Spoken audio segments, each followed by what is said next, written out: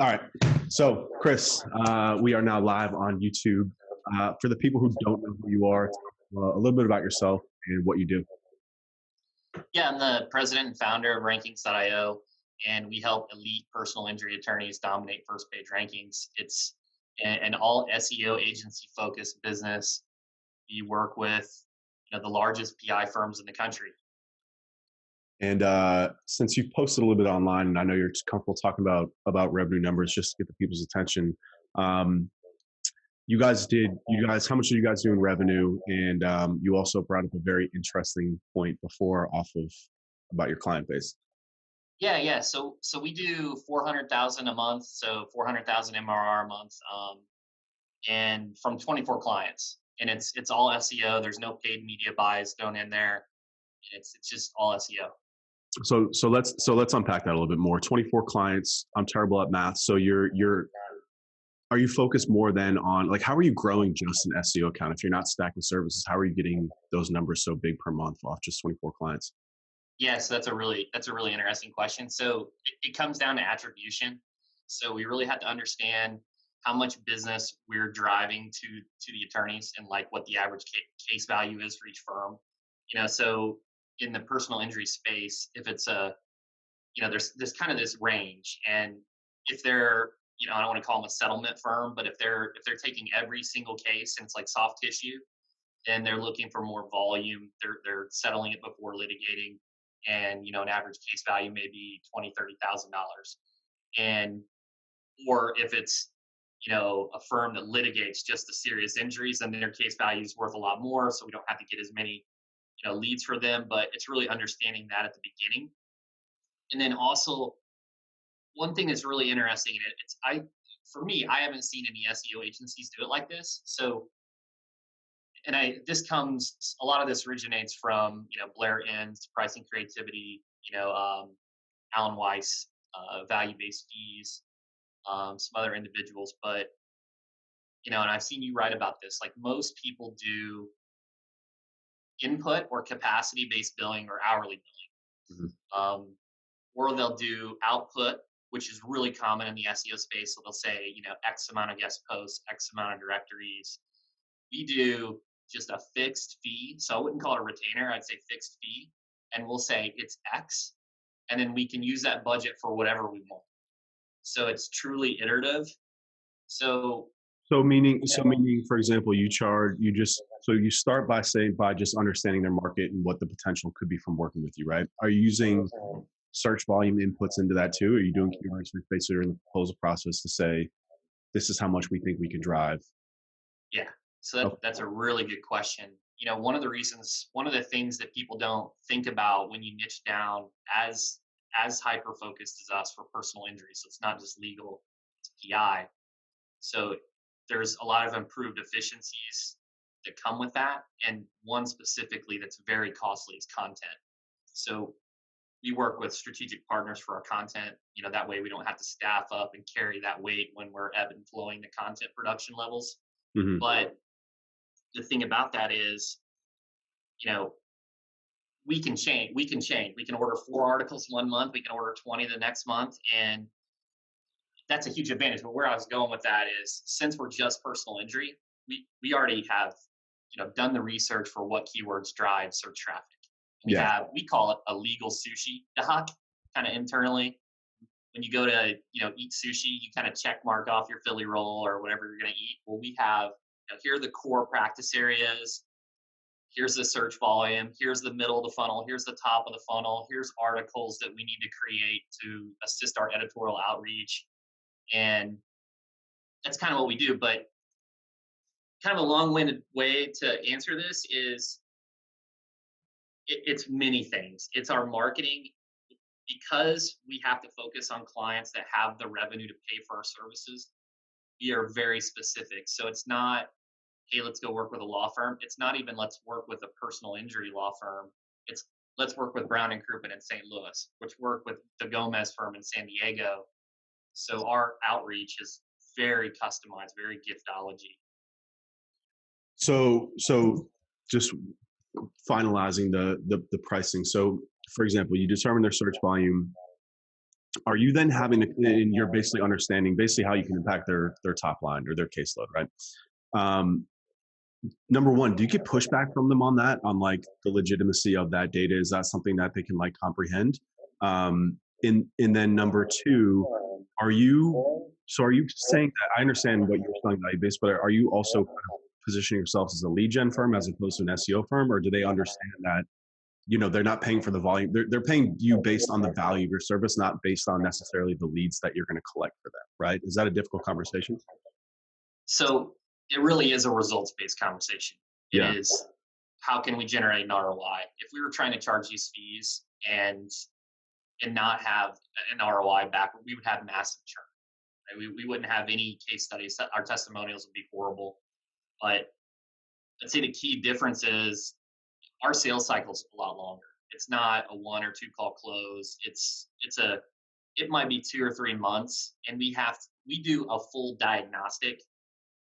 You can call it whatever you want. Some people call it foot in the door. Some people call it tripwire, whatever. But that's where we try to dive in and understand their business and understand ultimately their goals. Because even in the PI space, somebody might want med mal, someone might want car accidents.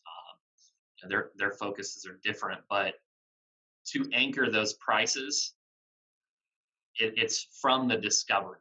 I say, prescription without diagnosis of malpractice. I even flip it and I say, hey, would you ever go to trial without doing a discovery? That's what we're doing here. And we do this just substantial diagnostic, and that's where we get the conceptual agreement.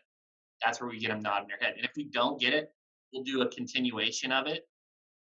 But once we know that they understand what it is that they need to do, the value that we bring, then we don't even do a proposal. We do just a client service agreement. It's like 3 pages, Yeah. and And we don't use this proposal as a selling mechanism. and specifically the language of that, is it, I guess, how are you referring to the results? Are you talking about traffic? Like, are you putting that in writing that you're going to get a certain amount of traffic, certain amount of leads? Or is it just you're selling them so well on the fact that again, the value of your service, not necessarily the outcome and the results, but really the value that you could provide. So you're selling them on that, correct? Yeah. So we're not putting anything down in terms of a target. We'll have those conversations, but it's not in the contract. And how do we differentiate value? So, cases in Atlanta are worth a lot more than they are in Carbondale, Illinois, or Yeah. in one Los Angeles, and the competitiveness in every area is different. So we can't, because the case value is worth different in each location, we can take the exact same contract and it can be a different fee for a different location because Yeah. the value is different.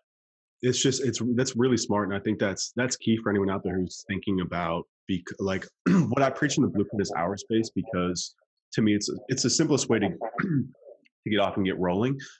What we've now done at the agency is a similar approach, but we're still selling hours, but we're able to scale very well and very profitably with, again, very, very few amount of staff, which I want to talk about with you in a minute, but based on the tech that we've built, right? So we're basically saying we're going to charge premium prices because we have the same people working at the top agencies in the world, but we're charging you for less hours because we've built proprietary. So we're kind of overselling our time, increasing our profit margins, but at the same time selling the fact that we're a technology firm first, right? So we're kind of selling that in the background as well, kind of like as our value proposition, right? Because I realized, growing and scaling the agency again was not something that I wanted to go down unless unless we were hitting a certain level of margin, which, this approach that you've now perfected too is baller, dude. So congrats on that. But so you're spending a lot of time in the sales process, which is awesome, and I believe that you're able to do so because you've got your service so streamlined and so productized that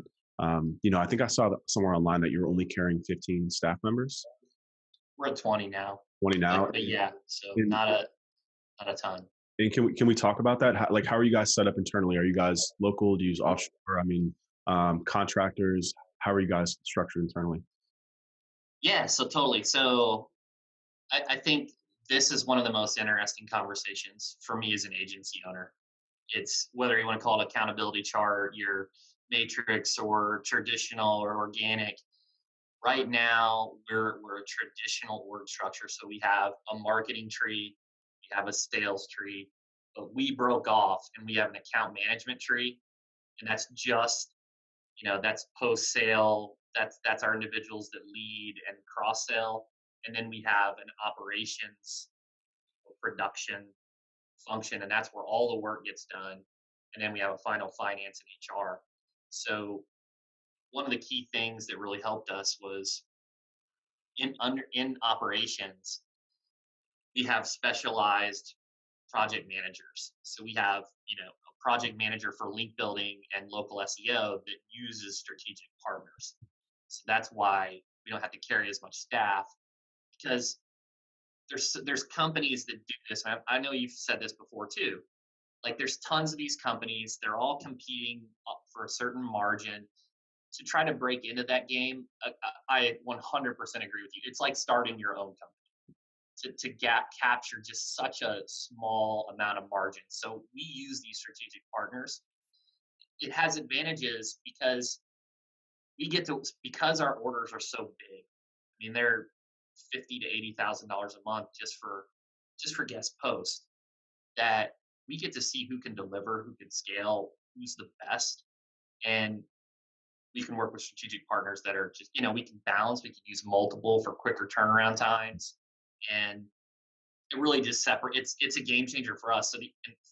For us, the only internal that we really have to carry is our on-site SEO team, and it's because we haven't found anyone that can really do it as well as us internally, or we feel, our processes. So we've got a content partner, and we've got a link building, several partners for link building. Yeah.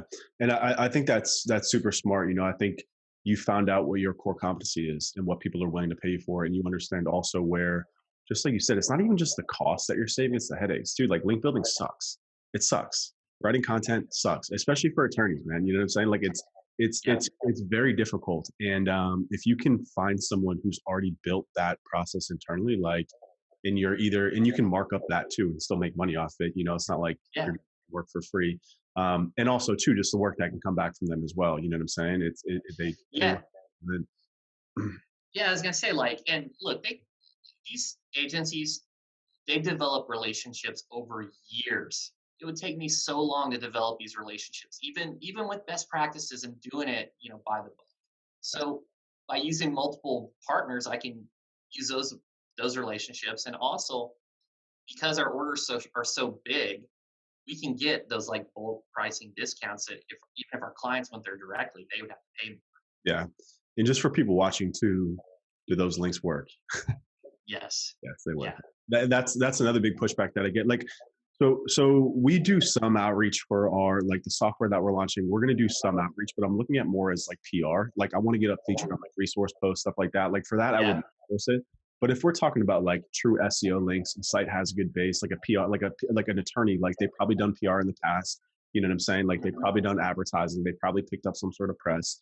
You can just hammer them with guest posts. I mean, let's be honest, man. Like it works. Yeah. It still works. Yeah. I mean, as long as I know everyone talks about like even PDs, right? Like they get a bad rap, but like for me, if the site provides value to the consumer, the content's good, and the link is justified, then I don't care what you call the site. If it's healthy, and for attorneys, they have all those media, especially those guys that do TV and news. So it's really easy just to do a branded, search for their brand names and just get links that way too. No, absolutely.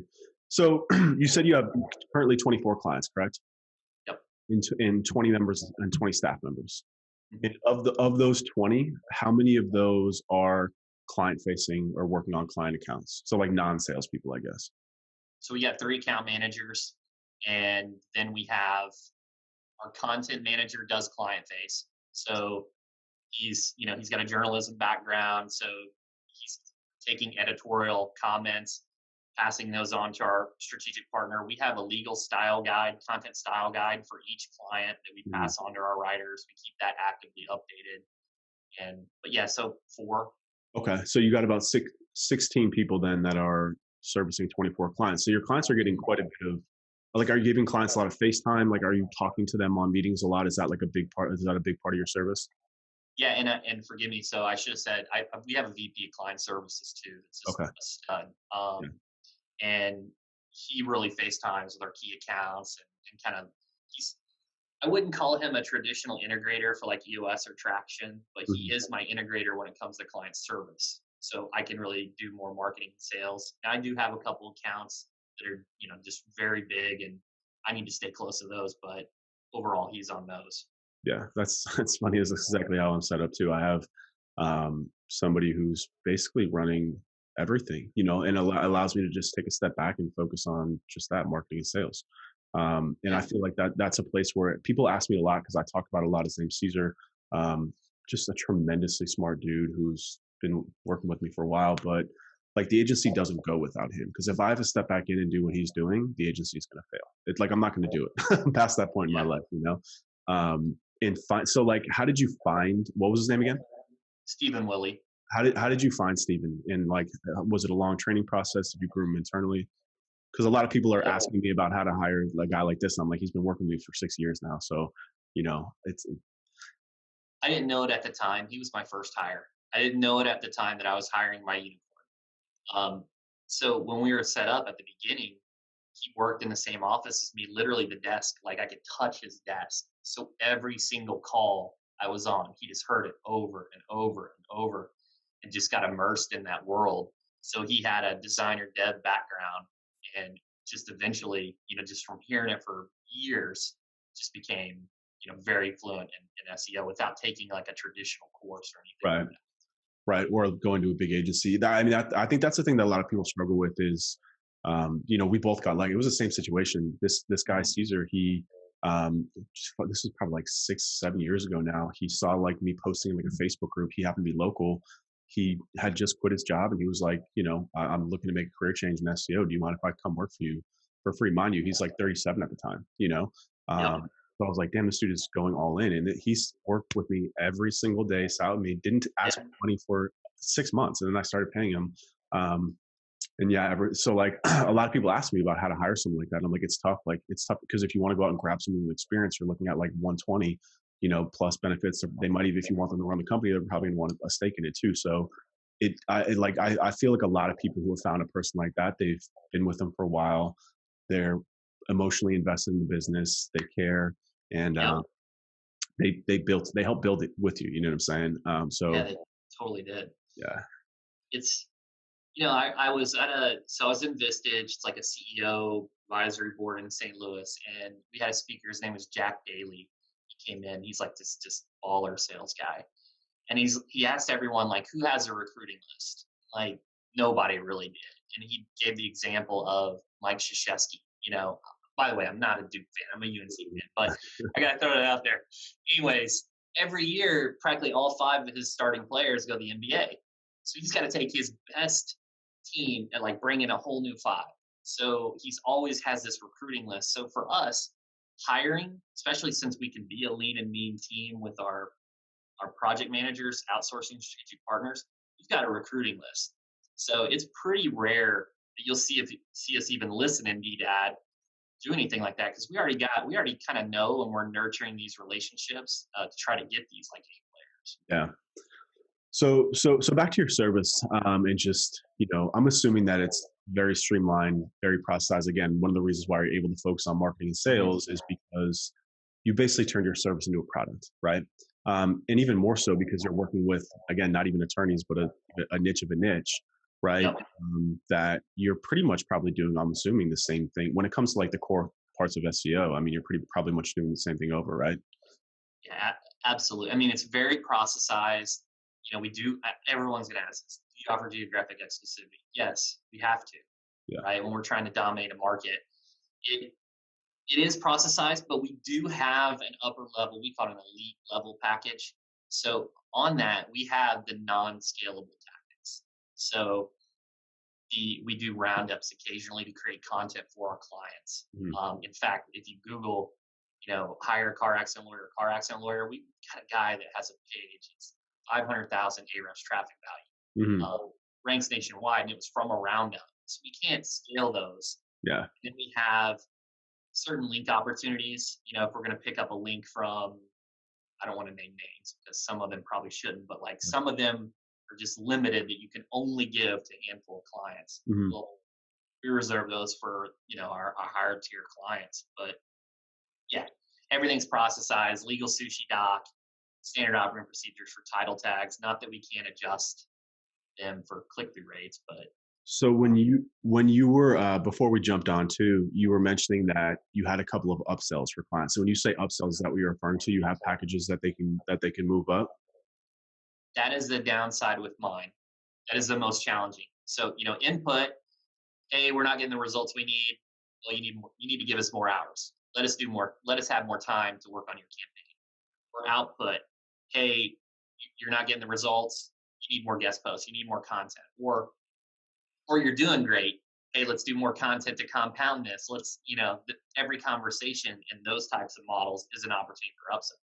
In ours, the diagnostic is so critical to get, I'm not going to say perfect, but close, because the upsell opportunities are limited. The upsell opportunities there are opening in a new location. Mm, Um, an upsell opportunity would be a cross sale.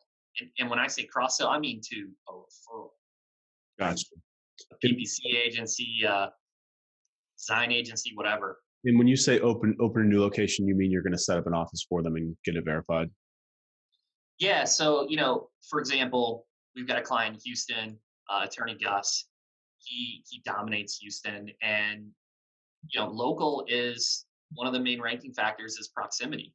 So we had, he was in Northwest Houston, so we had him open a Houston office downtown. So it's still the Houston keyword, and he's got a lot of relevancy around that. And that's kind of the strategy that we take. A lot of times attorneys think, oh, I need to go to a new major market. I'm in Atlanta, I need to go to Los Angeles or St. Louis or Chicago. But the reality is they may just need to open an office 15, 20 miles away to gain a substantial amount of market share. Yeah, it's funny. The other day I had a guy on here. He does local SEO, and we were talking a lot about this. And for anyone out there who's more interested in that, we unpack this conversation a lot. He's doing a ton of local SEO with a lot of attorneys too, and he uses that strategy. He's basically at the point where he's like, we don't even do virtual offices anymore. He's like, we're telling them if you open this office, you're going to potentially double your revenue or triple it, whatever that may be, double your lead flow. So he's actually opening up office spaces for them, like real office spaces. Yeah, Cheap space in a cheap part of town, whatever, what have you. And he's like, smart. yeah, Mark, yeah, yeah, it's a really smart local dude. Um, Okay, dope. So I also want to talk about niching down. Obviously, can you talk to me about how you arrived at a niche of a niche, and also to like how other people might, because you've kind of got that market pinned down, right? I mean, Hmm. did you have some sort of valuation process? I mean, obviously attorneys have the budget, right? Or was it just that simple? Or did you have some sort of valuation process that led you to specifically come to attorneys? Because there's also a downside because attorney SEO is a lot harder than other types of SEO, right? So, Yep. like if someone want to pick an insurance, like insurance SEO is really hard. So, I mean, did you have an evaluation process? How did you land in that niche of a niche? A really good question. So the first thing is, you know, every agency needs a unique selling proposition. And everyone says, look, there's so many agencies, unique selling proposition is kind of rare, right? Like, what is unique selling proposition? For us, it was a niche within a niche. Like, when I compare myself as a law firm SEO agency, tons of people do that. They may even have a landing page, but if I'm the only personal injury agency, like there isn't any. Like, hey, you can go get a proposal from one of our competitors, but they're not us. We specialize in PI. So it helps in the sales cycle, the sales process, just our positioning. So that's pretty critical as it can help improve conversions. But how did we arrive there is, well, we started as attorneyrankings.org. You guys can use archive to look at our hideous site, but um, we were full service. I was hustling. Like I would take any business because we needed revenue at the Yeah. beginning. And so we were primarily SEO, PPC design.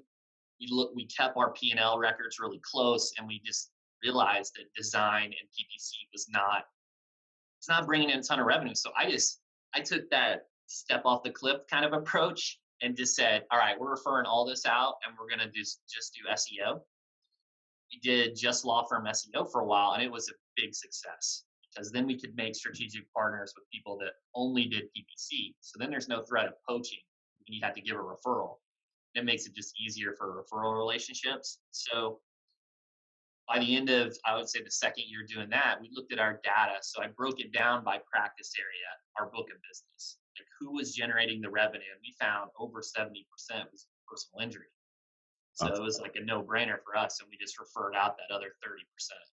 And how long did it take you to arrive at this? Like from the time that you decided to, just from the side you decided to specialize in attorneys, like how long did it take your business to kind of pick up from the revenue that you might have lost? And then same thing with PI. Was it like a long lag, or was it like right away you were like, damn, we made the right decision? So we've never, I mean, I think we've grown over 100% almost every year. Maybe not that last year, but every time we niche down, our revenue grew. And the first year or two, we were full service. Then we dropped PPC for a year. Then we dropped design after we looked at our data again, and we noticed. I always thought that design would be like a loss leader. It's like a front end offer that you get, and then you sell them services. But for us, all our design work was existing clients. It wasn't people come to us for our design services. So it took about 5 years, but every single year we made adjustments and niche down further. It just took us a while to get the PI. Yeah, gotcha. Yeah, I tell people a lot. We don't necessarily have a niche. We mainly do B2B SEO, and we really only do it for WordPress websites. So similar to how you push a lot of that stuff off, I looked at the technical aspect of it and said, there's a big market for people who are willing to pay 3 to 6 thousand a month for SEO, but don't need any technical work.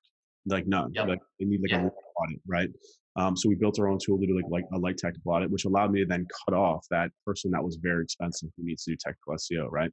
And then same thing with links and content. I'm like, damn, we're wasting a lot of resources doing all this stuff. Let's just push these to vendors or partners, and then let's just focus on like the core of what we do best. Which really, when it comes down to it, honestly, like results are a given. Like if you don't get results, you're not in business. You Right? gotta get Assuming you can get results, then it's really just comes down to like doing some keyword research and to being really good at customer service, man. Like being able to be a good communicator with them, send them good reports that's clear that they understand, and be able to talk to them. That's it. Because SEO takes a long time. You got to know how to manage those conversations. Like if you can do that, man, like you can build $1 million agency very quickly and very profitably. Like I still believe SEO is by far the best type of agency to run. Like if you can get results and you've got it down to a process, it has the best margins, like by far and away, by far and away.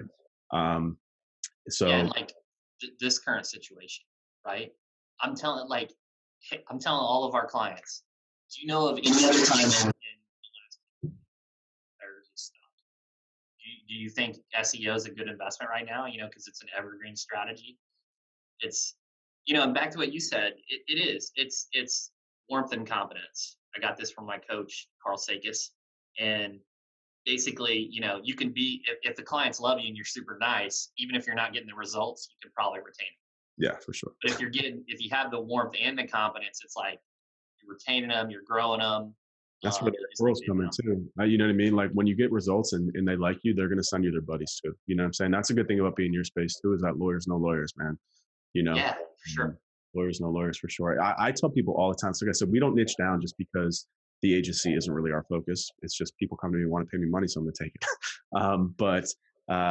I tell people when they ask me, should I niche down? I'm like, yes, 100%. Especially if you're just getting started, like find a niche of a niche and just own it. You know what I'm saying? Like and especially too, because so many people are still jumping the boat on SEO. They're like, it's too hard, blah, blah, blah, this and that. Like I want to advertise Shopify dropshipping. But like good old SEO is still here, man. And the market is still wide open for people who have again, they're smart people, you know how to do SEO, you get results, and you actually provide a good customer experience. Like, dude, it's a great business, man. Just last kind of topic here is lead generation. So you guys obviously get a lot of referrals. I'm sure you get a ton of inbound leads now too. But you mentioned that you were doing outreach. Are you doing sales outreach? Yeah. Yeah. So we're doing the giftology approach to strategic gifting, highly customized. So for example, we found out an individual like my cousin Vinny. So we sent him a coffee mug with a my cousin Vinny quote. We found out another time I made a Loom video that had a URL on it. We sent a cake to someone that had the URL on it, and then they went to the URL. We did a different one where we made like a custom picture, Yeah. but it's just highly customized. Yeah. I actually just published today. I'm glad you said that because I just published today as part of our sales modules, a course on cold outreach, because I felt like right now is a time that, like, you can still make money in this climate, man. You can still grow your business. Inbound leads might dry up. Your existing clients might be puckering up, but there's plenty of ways to still get in front of the right people. And that's what that's all about, man. I told people, like, what I'm teaching is very one-to-one. Like, find the right person at the right organization and find out as much as you can about that person. What are they Yeah. tweeting about? Where are they writing? Like, anything that you can get, like, go to their Instagram profile. Like, are they a Lions fan? Like, all this stuff, like these little things make the biggest difference when you're trying to contact someone. You know what I'm saying? Like, Yeah. that little bit Yeah. of personalization. So everyone immediately goes when they're going like downstream for, and when I think of downstream, I think of 5K a month or less. They do the spam your TAM, spam your total addressable market. Like, they're just send it out to 20,000 people and kind of pray. But when you're going upstream, like our marketing, I'm going after specific individuals, specific firms that I know I can help. First of all, like, I don't want to go after someone that, it's not going to be a good fit. You can just be so custom, and you immediately just cut through all the noise. Yeah. Like, who is this guy? Yeah. And then when they go to your site, they see that that's what you do, and you get results. You have a brand. You're a reputable dude. It's to me, it's like really the best way to get leads. It just takes a bit of time, and it's funny too. I think because a lot of SEOs and marketers struggle with it because we have an inbound mindset, right? Where going outbound and people just get spammed so much they feel like it's spam. But, like, my girl works in outbound sales and she crushes it. And, like, this is what she does every day. She builds relationships. She has to figure out a way to forge a relationship with somebody who has no idea who she is, probably doesn't want her product, but that's what she does. It's just taking the sales mentality to marketing. It's just like, it's night and day with the results that you can get. And kind of to your point is that once you know who's on the other end of that, like, and you truly believe in what you're selling in your product, that you can help them. It's so easy, man. It really is. Like, it's, to me, it's the best way to generate leads right now.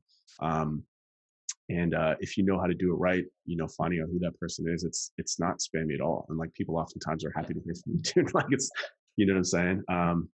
But anyways, so that's all the questions I got today. Is there anything else that on your mind that you want to chat about?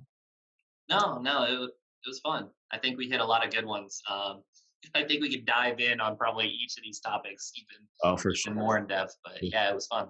For sure. Yeah. I love talking shop with other agency people too. And especially people like yourself who've had great success because you have a different approach that no one's really talking about. And I obviously teach a lot of stuff in my course, but what I tell people too is that there's no right way to do it. You know what I'm saying? You do what you're comfortable with, it works for you. But I always love getting in other people's points of view who are also having success, and, letting them share their story, because I think it's, again, a lot of people will see a training or they'll see someone talking about something and they feel like they have to mold and adapt to be that. But there's a lot of ways to build a successful agency. You know what I'm saying? You have to Totally. off what your personality strength is. So that's what's up, dude. I appreciate you taking some time today. Tell the people your name one more time and where they can find you at. Yeah. So the easiest is just go to LinkedIn, search for Chris Dreyer, and I'll accept all invites. And then my website's rankings.io. Awesome. All right, brother. Appreciate you coming out. Stay safe, stay healthy. Talk soon. Thanks, Ryan. Okay. Take care.